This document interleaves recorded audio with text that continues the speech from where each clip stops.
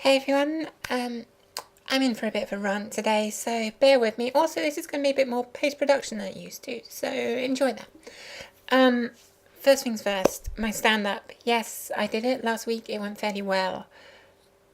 But we had no microphone, no cameras, and no audio recordings.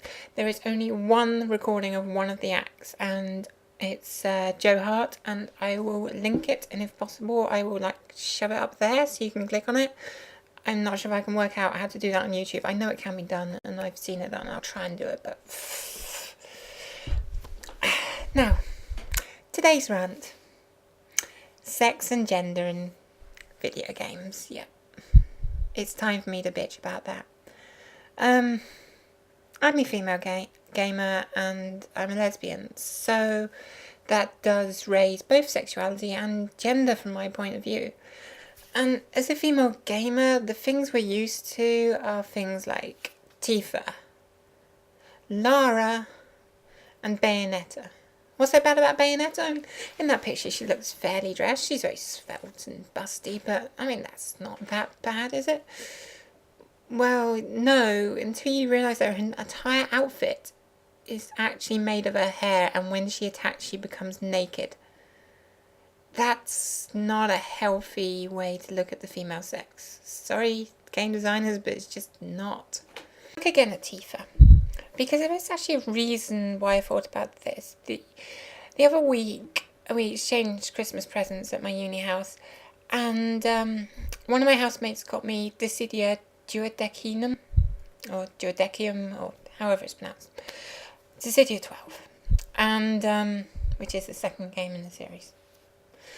But anyway, that game, the original game, Dissidia, I really struggled getting into, and here's a hint: Square Enix just add a much better tutorial to the next Dissidia game, because both the one in the original and in 12 are shockingly bad. It is abysmal for a game in this day and age to have a tutorial which is a text message before a battle, and then you're expected to remember what to do in that battle without an on-screen prompt for your tutorial battle. Oh, and then when it explains things like the X mode, oh yeah, it'll start you a battle and say like, oh, this is the X mode, this is how you activate it. It doesn't start you a battle with a full X bar, so you can't use it unless you battle for way longer than you would normally have to get X mode. Basically, they are shit at tutorials. But there's one thing they kind of did right, because in the first game you had Final Fantasy 1 to Final Fantasy 10. So you had 20 characters, 10 heroes and 10 villains. And of the heroes, one is female, Terra. Lovely character, by the way. I love Final Fantasy 6. Why the fuck is her hair blonde?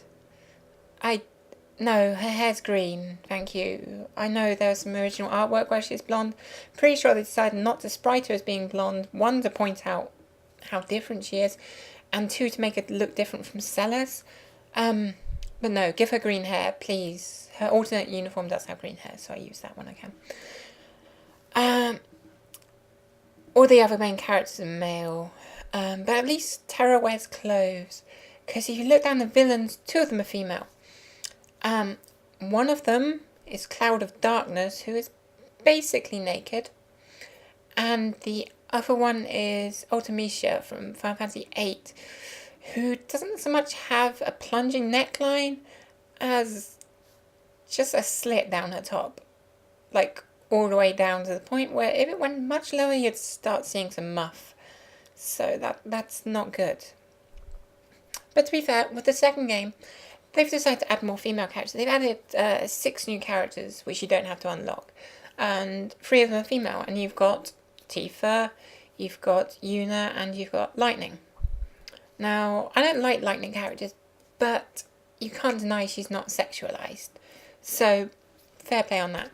Yuna, I actually do really like her character. And she's kind of soft-spoken, has got heterochromia, so I kind of relate to her quite a lot.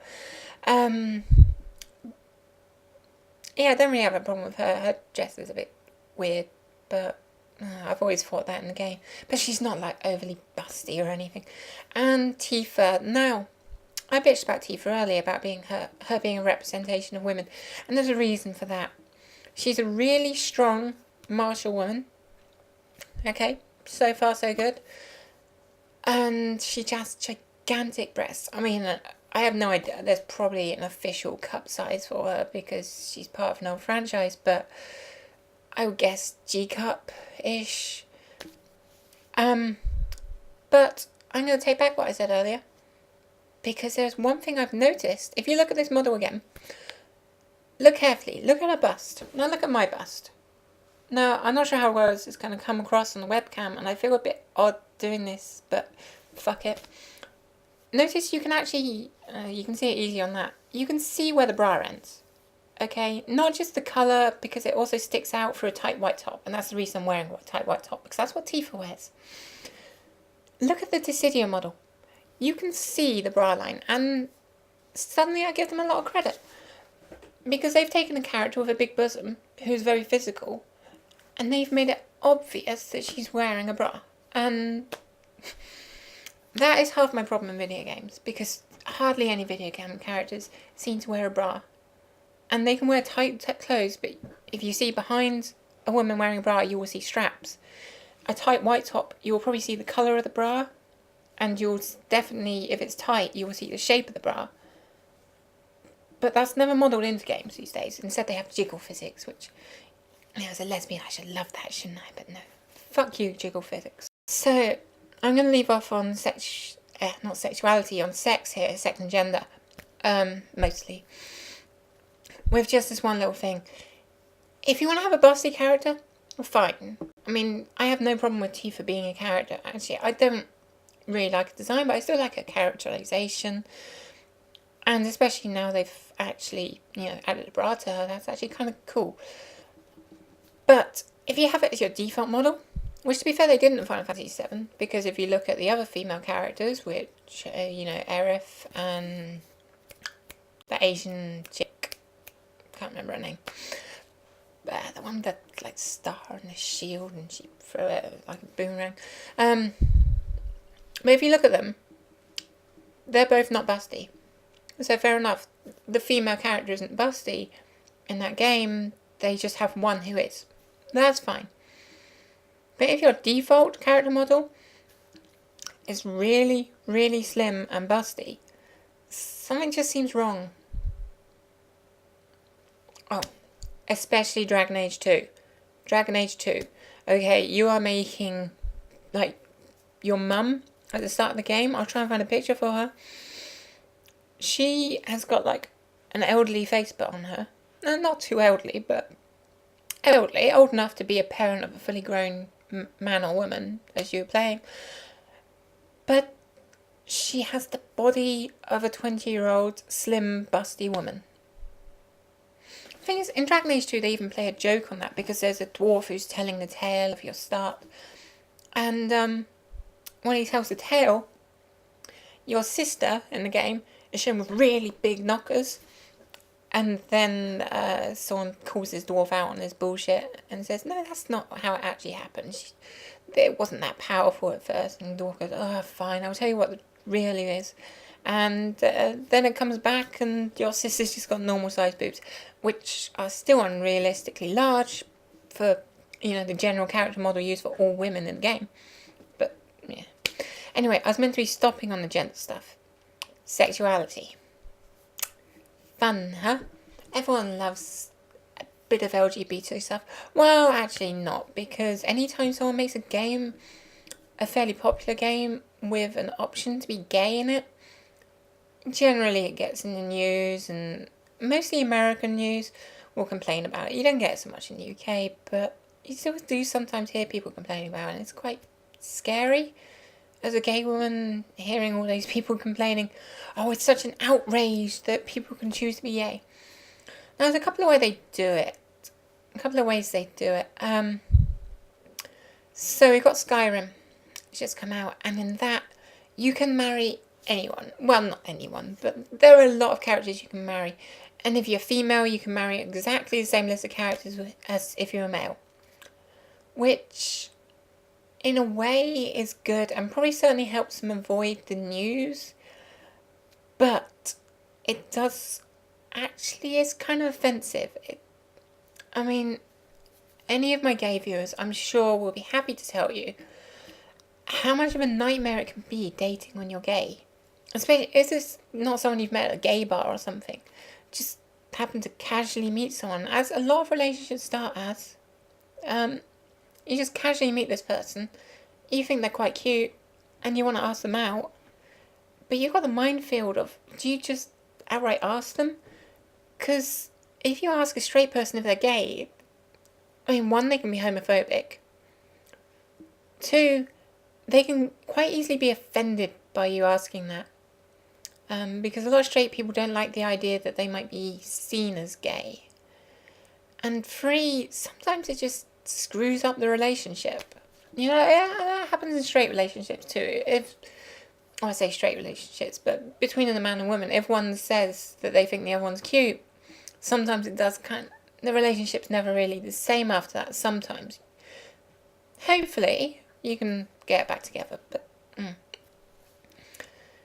now, having everyone in the game be bisexual and not even commenting on that, having just being able to go up to anyone who you can marry, regardless of their gender, and marry them. In a way, it would be awesome if real life worked like that. But it's insulting at the same time because there's an issue there. And you're not just skirting around it, you're kind of ignoring it. Yeah, I don't know a nice way to compare it. Give me a sec. I think I've thought of a way to kind of explain what I mean there. You know, in Call of Duty, there's a Nazi zombie mode. And you can get into that, you can play it, and you shoot up some zombies. Everyone has a great time. You have no real moral qualm to shooting these zombies because A, it's a game. But B, they're Nazis. No one really likes Nazis.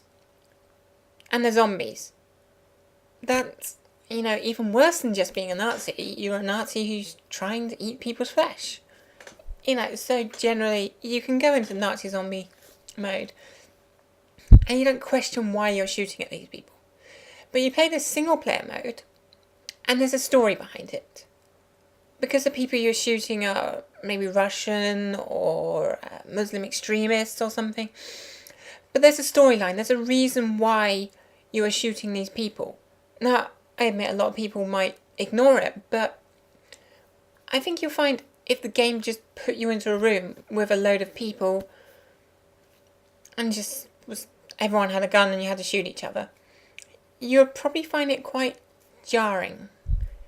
You'd wonder what your motivation is. And admittedly, in a shooting game like that, your motivation doesn't have to be much more than you're fighting for this country, you're against this country, shoot each other. But if it just dropped you in the middle of the battlefield with no explanation, no telling you who's on what side or what you're doing, it would be quite odd. That is essentially what Skyrim has done with sexuality.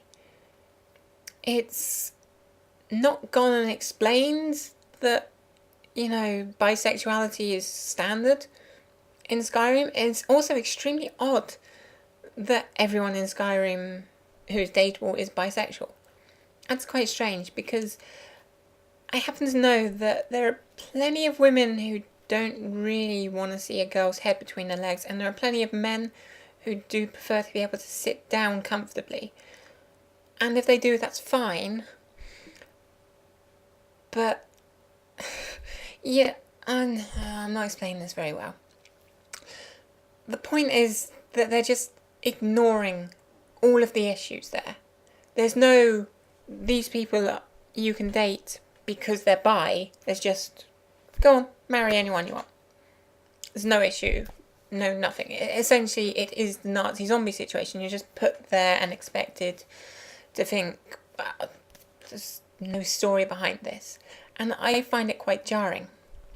On the other end of the spectrum, you have games where you have characters who are openly gay. And there's often a flaw in this where their storyline is being gay. Now, this is probably quite an unfair example, but Zevran from Dragon Age Origins, his storyline isn't being gay, but it's quite easy to sleep with him, regardless of which gender you are. And a lot of what he does is flirting with your character. But fair enough, he's a flirty character, so that's not a fair example. But there are other examples in games where they have a gay character, and a lot of their character is the fact that they're gay. You know, it'll be a character story arc that they'll tell you that they're gay, and then after that you'll have a chance to date them if you're the same gender as them. Which is fine, but quite often they negate have another story arc. So I want to see more games like Persona 3. Persona 3 I picked up on the PSP, wonderful game. And I'm not going to spoil too much, but there is a gay character and there's also a trans character in that.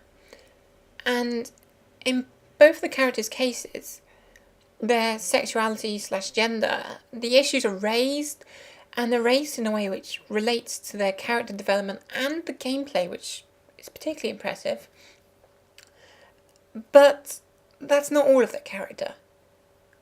You know, the one who is gay, there's quite a long time when you know his character, you learn quite a lot about him. And then you find out he's gay, and it doesn't detract from what his character already is. It's just another bit of flesh added on.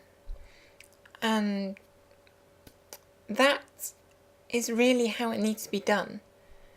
You know, I'm gay, fair enough, but people watching this video, I mean, my YouTube account's been open for a couple of years now. I've been doing LPs, and it was only like about a month ago that I uploaded a video mentioning that I'm gay.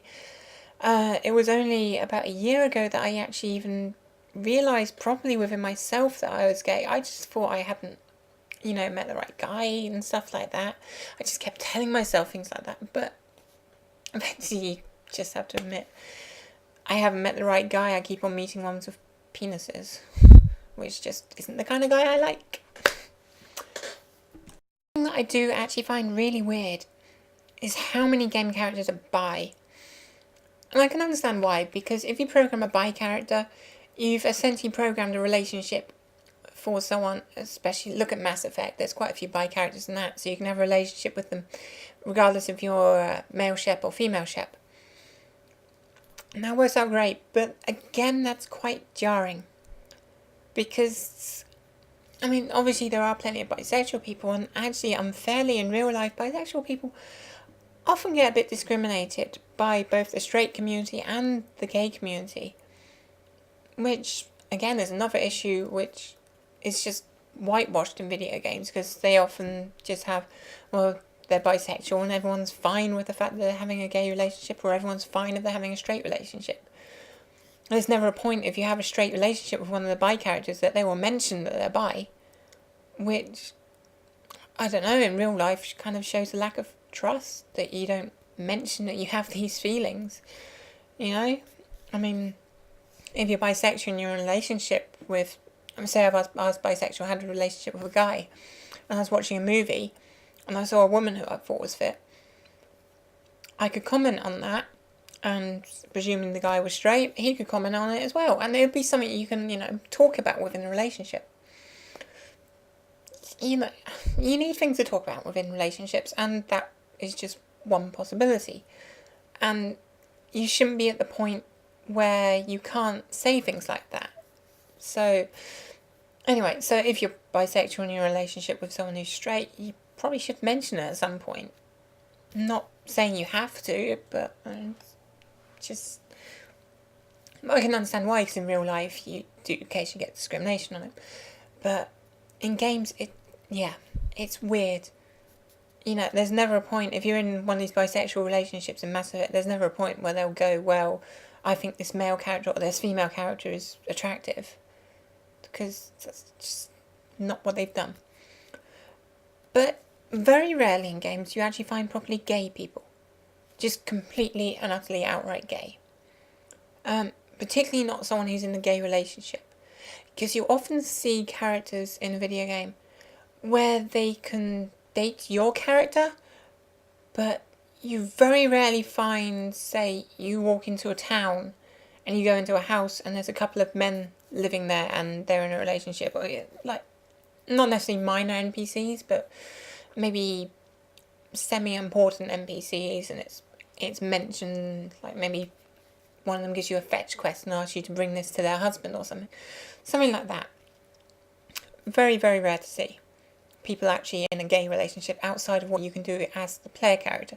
And again, this is largely due to America, because they're not all parts of America are ready to embrace the idea that a woman who loves a woman is just as equal as a woman who loves a man, and a man who loves a man, and a man who loves a woman, and a transgender person who loves another transgender person, and a trans person who loves a woman, and, well, yeah, let's not go into every possible human combination of sexuality and gender, because we don't have the time, and I'm aware this is probably dragging quite long now. But yeah, I would really like to see some characters who are gay, but not into the player character.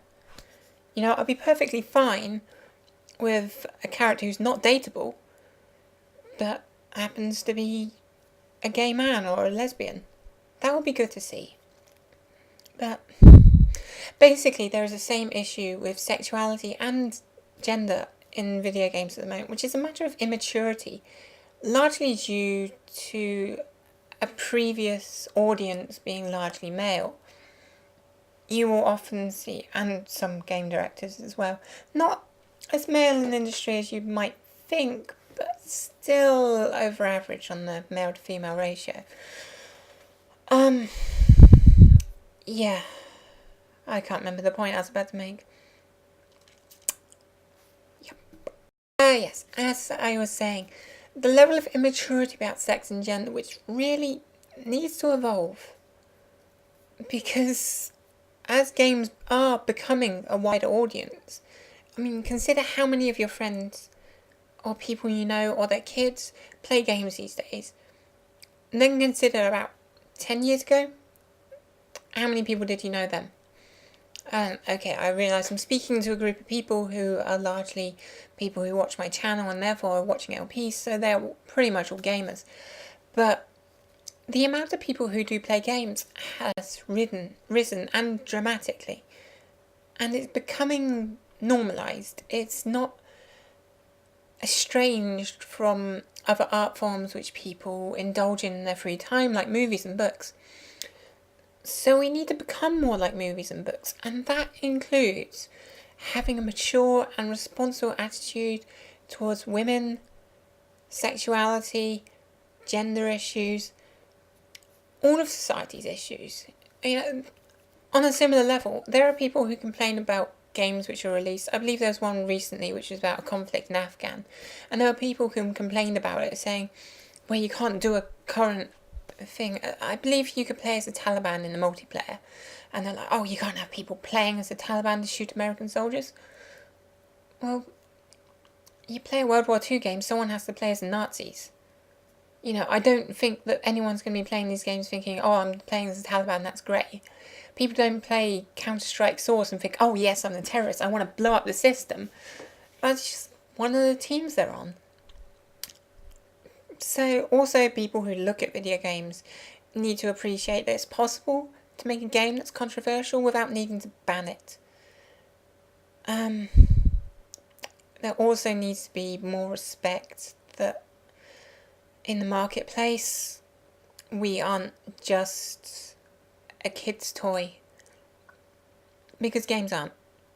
They may have once been, but they have truly evolved into a form of media which is as much art as books, films, TV, and all of those can raise issues. You can have a book about incredibly controversial issues, so why not a game?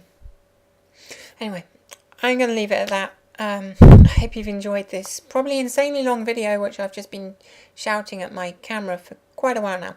So, yeah, have a lovely day and goodbye.